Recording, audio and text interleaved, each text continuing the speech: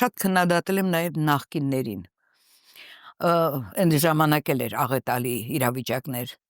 բայց ասենք, որ մենք չենք տեսել, որ 75 տարեկան կնոջը կարելի է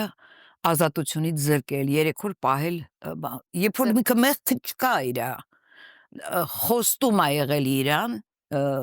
ընտրակաշարքի ենթադրեք, բայց ինքը ոչ ընտրակաշարք ավեցրել եւ դա գործով եմ ասում, փաստաբանների խոսքով եմ ասում, այս անբարոյականությունը Առանց փաստաբանի հարցաքննելու կնոջը, ճգնաժամ, անբարոյականության ճգնաժամ, եւ այս ինչ ասեմ, իշխանություն ասել էլ դժվար է, այսպես նրանց անվանել, եւ այս վերաբերմունքը այդ մարդկանց, եւ մենակ այդ կնոջ օրինակը չի,